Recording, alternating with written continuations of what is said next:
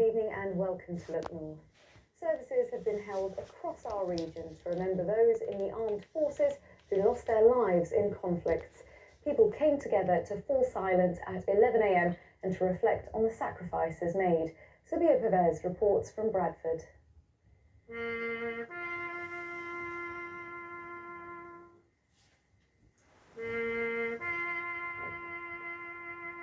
The sombre notes of the last post reverberated through the crowds gathered here today in Bradford. They'd gathered at City Park before marching on to the Cenotaph to remember those who'd laid down their lives in the two world wars and later conflicts, those who'd sacrificed everything to give us a safer future. On the 11th hour, they fell silent. For many, today's Remembrance Parade was particularly significant given last year's commemoration moved online due to the pandemic. We've had a lot of people here today, and that's really good. And we've had a really mixed crowd.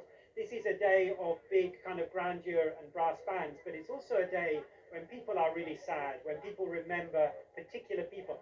Many here today also came to represent the Commonwealth countries that had fought alongside British soldiers.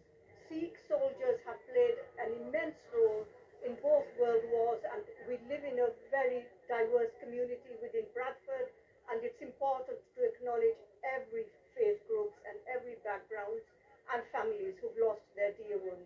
It's very important for us to represent those Muslims who fought in both of those wars, and a lot of their descendants, in fact, they live in the city.